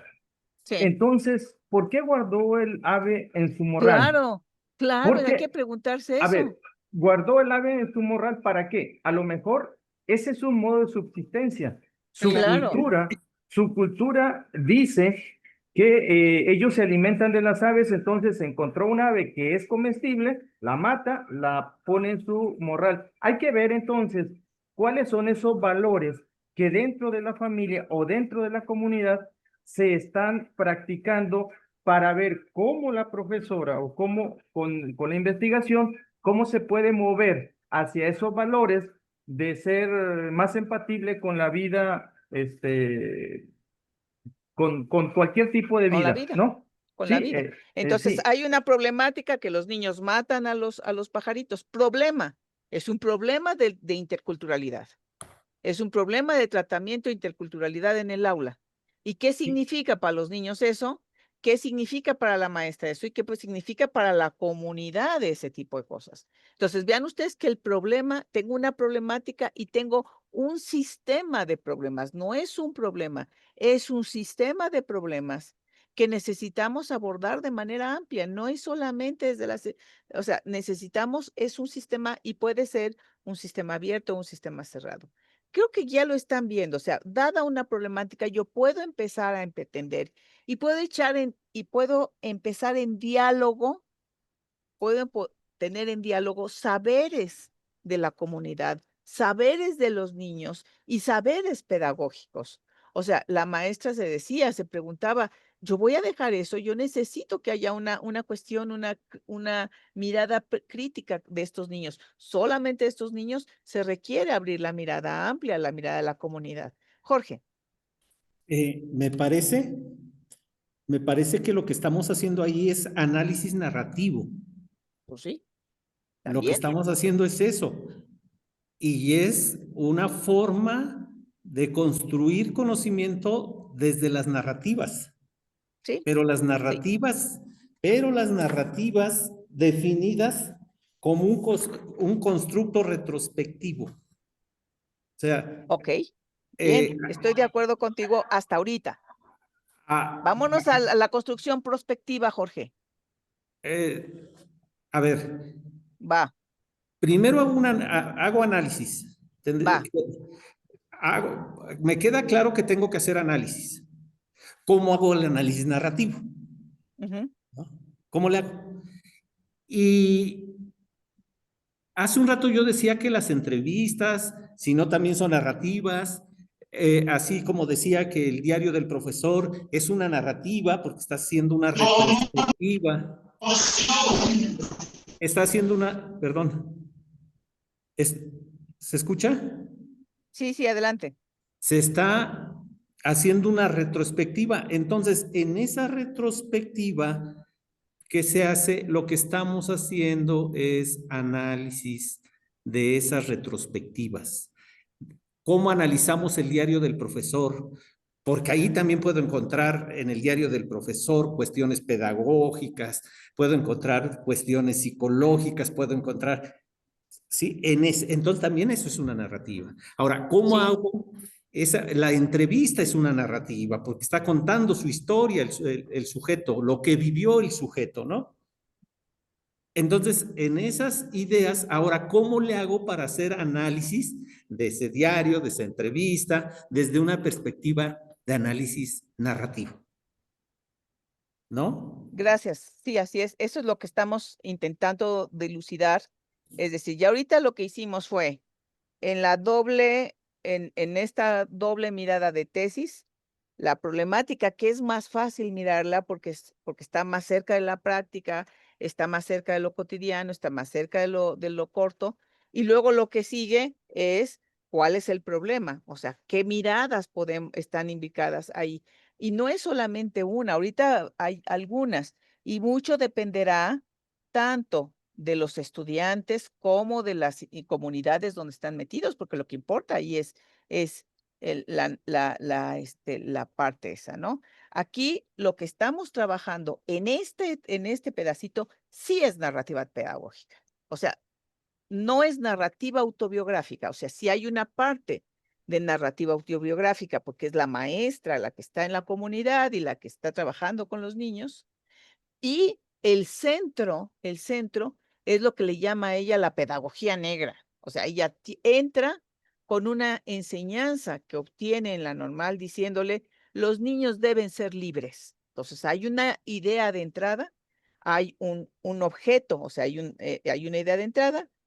¿Se acuerdan que en esta parte que les decía yo déjenme ponérselos, decía yo en estas partes complejas, a ver, déjenme volverle a poner esto. En estas partes de lo que es la postura de lo que es la complejidad, ahorita se los pongo, va. O sea, en esta parte de la complejidad había lo que se llamaban las bifurcaciones. O sea, en esta parte estoy hablando de un principio de recursividad organizacional y dialógico. Vean ustedes que entran varios principios, pero ahorita en términos de conocimientos, estoy trabajando las bifurcaciones, o sea, cómo cambian los sistemas. Ella tiene una idea de que dejando libres a los niños, o sea, una pedagogía de la libertad, los niños iban a lograr educarse, formarse o como ustedes le llamen. Pero pasa algo y entonces hay una bifurcación. Entonces hay un sistema inicial donde ella piensa la pedagogía de la libertad de cierta manera y al encontrar lo que está sucediendo, ella dice, esto deja de ser una pedagogía de la libertad a convertirse en una pedagogía negra. Entonces, vean ustedes cómo hay una cosa de conocimiento acerca de ella, de una idea, de una pedagogía, una ruptura y otro conocimiento de otra pedagogía. Entonces, vean ustedes que hay una cosa en términos de complejidad de los sistemas que están ahí metidos, si miramos esa perspectiva, o si miramos eso. Si yo miro desde la interculturalidad, entonces tengo que mirarlo de otra manera. No sé si desde los horcones dialógicos o desde las fluctuaciones externas e internas al sistema. O sea, desde lo externo al sistema hay una tradición de que nosotros quitamos la cabeza y guardamos el cuerpo. Entonces, hay una serie, porque es algo muy asociado a una cultura. Entonces, vean ustedes que entonces cambio el tipo de conocimiento dependiendo del sistema que estoy trabajando. Entonces, esto es complejidad. Esto es una perspectiva compleja. No está sencillo, está complejo, pero justamente lo complejo no es que esté difícil o complicado, sino que estamos hablando de ciertos sistemas, de ciertas características. Doctora Pilar, adelante. Sí, a mí me parece que digamos, estamos como incursionando en una manera de crear conocimiento desde la cultura escrita que me permite un pensamiento narrativo, ¿no? No, más bien pedagógico, ¿no? Me parece como complicado. Tal vez sería como muy interesante este texto tan bello que nos comentó, que nos leyó maestra Ale, tal vez deberíamos de concebir en hacer más en torno al mismo tema, ¿no? O sea, la única Claro. manera en que nosotros nos demos cuenta que existe realmente un desarrollo de pensamiento pedagógico, o sea, una narrativa pedagógica lo que nos tiene que dar es la exposición de un pensamiento pedagógico, ¿no? Es los antes y los después, o sea, por esa razón, digamos, a lo largo de todas las de la licenciatura, a lo largo de todos los semestres, no es que se pidan diferentes narrativas, sino que se puede caminar sobre una misma. Y en la medida en que la persona enriquece, dando mayores explicaciones, dando mayores referencias para acercarse a lo que le interesa, ¿no? Para explicarlo, es como nosotros podemos justamente pensar que estas narrativas nos pueden servir, no nada más como ese texto que se acerca muchas veces a lo literario y no está mal, pero que tendríamos que descubrir el discurso pedagógico, ¿no? O sea, justamente cómo resuelve el autor, el creador de este texto, su propio pensamiento pedagógico, cómo mira, ¿no? Cómo analiza, cómo reflexiona, exponiendo todo aquello que ha aprendido, ¿no? En términos pedagógicos, ¿no? Entonces, y a partir de ahí podríamos encontrar, o sea, no es lo mismo decir soy descendiente de una familia de migrantes cubanos, ¿no? Afrodescendientes, a decir, ¿no? Llegué a esta ciudad, ¿no? Con todo el estigma de ser cubano, con todo lo que puede estar alrededor, ¿no? Y aunado a eso, existe también esta situación que me atraviesa, ¿no? A partir del análisis, por ahí ponían interseccional, ¿no?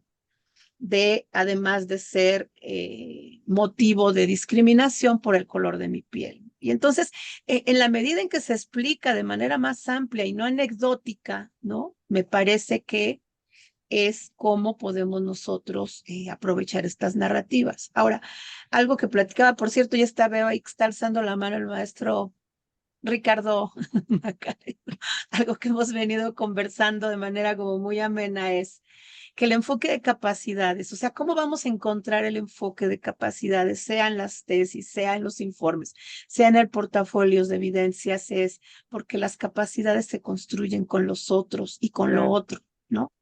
Entonces, si no existe ese tipo de relación dentro de nuestros ejercicios de creación académica y nada más está referido al mismo campo de conocimiento y no a la construcción de un saber desde lo otro, ¿no? Y con esa claridad, pues sí tendríamos algunos problemas, ¿no? Pero eso era, no puede haber a veces una sola lectura de una narrativa si no conocemos cómo ha ido evolucionando ese pensamiento, cómo se ha ido conformando justamente en un pensamiento pedagógico y no filosófico, aunque no está mal, o no sociológico, aunque no está mal.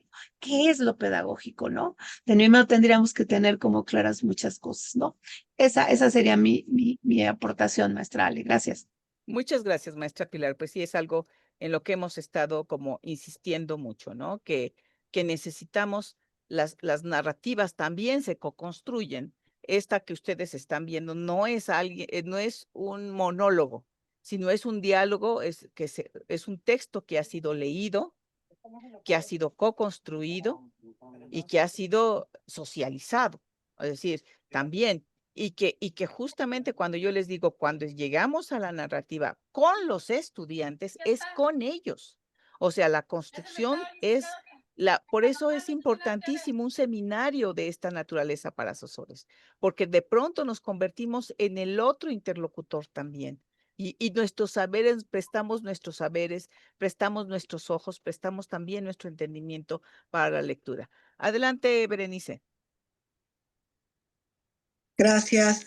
Sí, bueno, con la lectura de este fragmento del texto narrativo me hace pensar en el potencial que tiene justamente darle voz a esa subjetividad de todo lo que se mueve, ¿no? Dentro de la práctica y sobre todo el incidente crítico, ¿no? Que detona esa confrontación entre su idea inicial de libertad, ¿no? Hacia el niño y el incidente crítico inesperado que abre la puerta hacia la movilización de saberes. Entonces yo creo que este punto detonador es importante dialogarlo, ¿no? Como este planteamiento inicial que ella retoma al inicio de su texto narrativo, y también cómo este incidente moviliza no solamente emociones, sino saberes. Y yo creo que aquí lo importante en este preanálisis es como un mapeo de todo eso que se mueve entre emociones y saberes pedagógicos, saberes prácticos, ¿no? Sociales, como establecer ahí diferentes dimensiones y en este mapeo inicial ver finalmente cómo a través de la profundización, ¿no? Y esta relación más dialéctica se va moviendo ese mapeo, ¿no? E ir profundizando en cada una de esas dimensiones que se vayan articulando junto con actores, escenarios, ¿no? Puede encontrarse ahí un mapeo, una cartografía bastante interesante. Sí, la idea de cartografía me parece bien, porque además algo que ahorita decíamos ahorita le doy la palabra a maestro, que no se le vaya a ir la idea. Algo que decíamos en el caso de Sousa Santos, que no solamente había que ver lo que fue, sino lo que todavía no. Es decir, necesitábamos ver un análisis prospectivo, lo que todavía no es esta maestra, lo que todavía no son estos niños, el diálogo que todavía no establecemos con esa cultura. O sea, el todavía no es una construcción interesante porque es el lugar de la esperanza. Y hace un momento los colegas con los que estaba yo trabajando decían, la palabra esperanza es central en un trabajo de la interculturalidad. Y es central en el trabajo pedagógico, la idea de esperanza. Y esto yo creo que necesitábamos retomarlo como en términos también, es un término de capacidad, pues, es un término de la construcción del sí.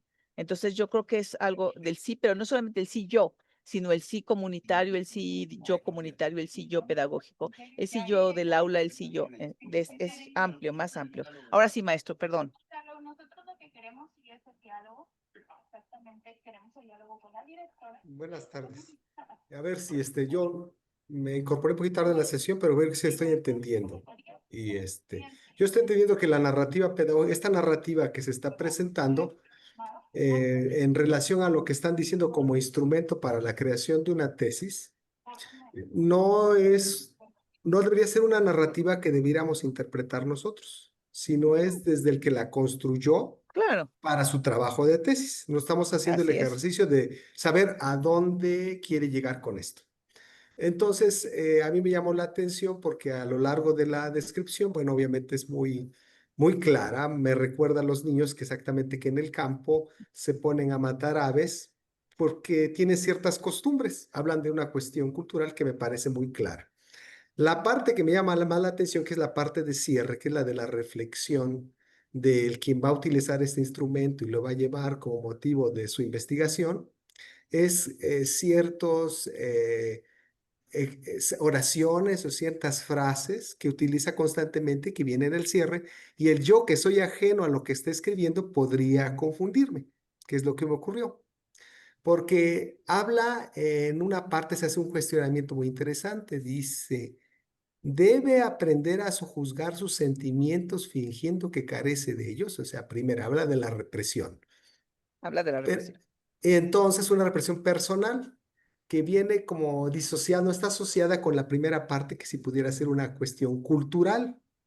Porque si es por costumbre, no hay un sentimiento que reprimir, es parte de mi día a día. Es como el nativo que sale a cazar gacelas y pues tiene que matarlas porque se las tiene que comer. Ese sentimiento que le provocaría matarlas impediría que él viviera. Esa es una por otra. O el que tiene ratones en su casa, ¿no? Que voy a decir, pobrecitos ratones, hay que vivan, pero están a costas de mi propia salud y de mi propia familia, por ejemplo, ¿no? Bueno, continúo. Dice, si tener derecho a sentir, habla de esta idea, ¿no? De ser frío. Y entonces la parte que yo creo veo que es como el clímax de todo esto, dice, habla de la brutalidad para los débiles, ¿no? O sea que no la está matando porque quiera comer, sino más bien porque es un abuso de poder. Y luego yo no había entendido, yo estaba confundido y no sé si los demás estén confundidos como yo. Cuando cita el término, la pedagogía negra. Y yo, que soy totalmente ajeno a estas perspectivas del autor que está usted mencionando, sino apenas estoy, con todo esto que está pasando en la nueva escuela mexicana, me estoy obligando, les decía a mis compañeros la conversación que teníamos, a hablar del eurocentrismo, de la neocolonialidad, de la decolonialidad, estas cuestiones que ustedes hablan del género y demás, me estoy obligando. Y entonces ahora que hablo de la pedagogía negra, pues yo estaba hablando, pensé que hablaba de raza, pero digo que tiene que ver la raza con lo que se está mencionando, ¿no? Mi ignorancia del que escribe, por eso hablo se debe interpretar del que escribe, y yo ajeno, lector ajeno, le doy puedo una interpretación totalmente diferente. Y entonces ahorita rápidamente me metí al Google y vi que la pedagogía negra refiere al abuso que se hace de los niños y específicamente a la mujer como adultos, ¿no? Y entonces ya me hace sentido a mí que el que escribió esto obviamente sí tiene un respaldo teórico y un Sí. posicionamiento cuando habla de la pedagogía negra. Y entonces ya tiene sentido la conclusión que da. Dice, la pedagogía negra ahoga los gritos del niño. El niño es el débil, el que tiene que reprimir sus sentimientos y el que una vez que reprime sus sentimientos hace abuso de un tercero que es más débil que él. Y luego dice, la parálisis en el pensamiento autónomo, o sea, sí, claro, porque no viene algo que sea de él y como él quiera decidir, sino lo que se le ha impuesto. Y luego habla de la capacidad crítica, obviamente que viene con eso, esta libertad de pensamiento y libertad de ser y de sentir, ¿no? Esta inexperiencia humana conforma una culpabilidad infantil envuelta en justificación terrible. Estar vivo es malo. Y entonces, pues ya todo toma sentido, pero para mí la palabra clave, que yo no fui el que escribí, es exactamente ver que hay un marco teórico definido que es la pedagogía negra. Entonces, si yo primero me sitúo como asesor del chico que está escribiendo lo primero que tengo es posicionarme yo teóricamente sobre de qué me está hablando y ya la interpretación del caso que me presenta, ¿no? Podría yo ahora sí comprender su subjetividad para saber de qué me está hablando. Porque de lo contrario, solamente lo tomo como un relato que no le podría servir para soportar una tesis.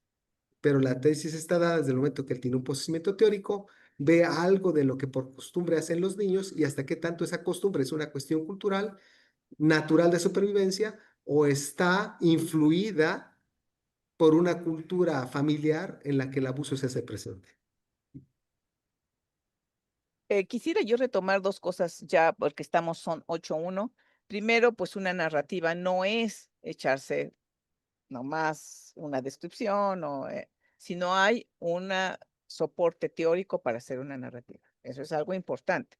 Y dos, el que acompaña esto tiene que, ahorita en el chat ponían, ¿y qué retos? Pues yo creo que ya lo mencionó el maestro. Un reto es posicionarse, tener un lugar, poder discutir esa narrativa y poder, entre los que estamos involucrados, maestro, niños, comunidad, yo asesor, poder llegar a conclusiones y a construcciones que pueden ser alternativas a esta pedagogía negra u otras cosas, otro tipo de conocimiento. Pero si se fijan, este esquema dual de tesis está presente.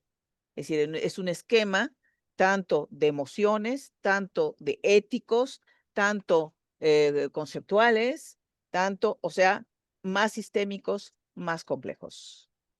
Y bueno, pues muchas gracias. Les agradezco a todos. Yo tenía una última lámina de conclusiones y demás, pero bueno, pues ya hubo más conclusiones ahorita que estuvieron más interesantes que lo que pude haber dicho yo en una lámina de conclusiones. Les agradezco mucho haber estado conmigo estas 2 sesiones. Agradezco como siempre a mi Dream Team, Salvador, Esmeralda, Diana, Claudia, Jorge, Jorge Garduño, en fin, Gilberto.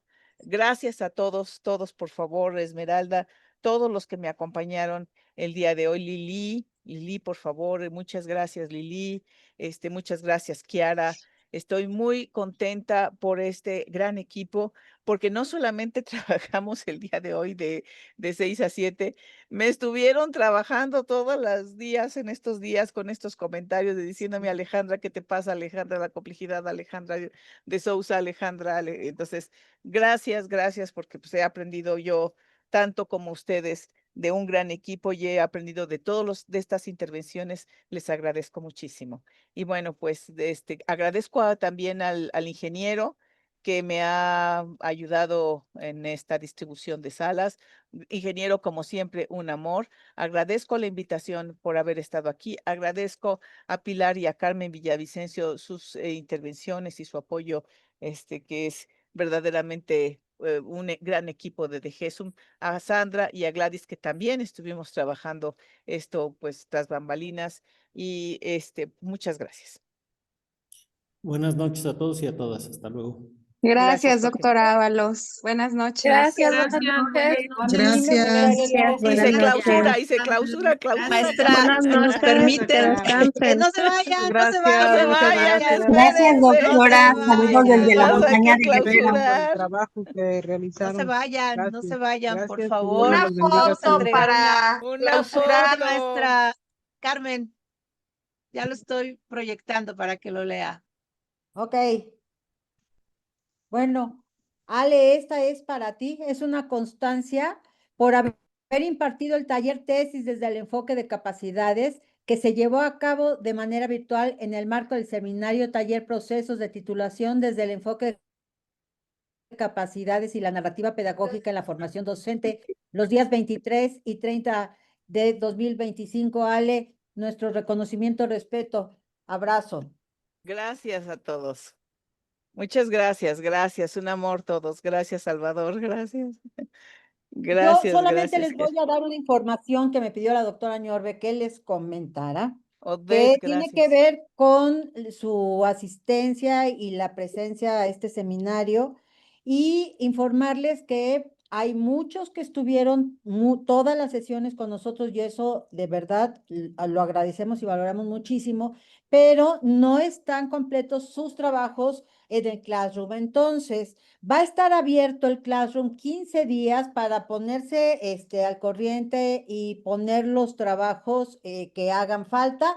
Y nos están pidiendo igual una semana para empezar a enviarles su constancia de la participación en este seminario.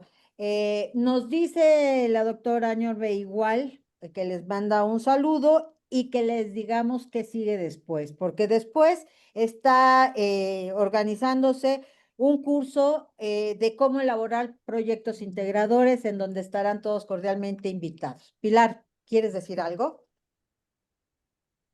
No, ya ahí nos ganaron todo el mundo. No, nada más, muchas gracias, a nombre de la Dirección General de Educación Superior para el Magisterio, del equipo de diseño curricular, que tengan lindos días y estén atentos a la información en los grupos de WhatsApp. Muchas gracias y buenas noches.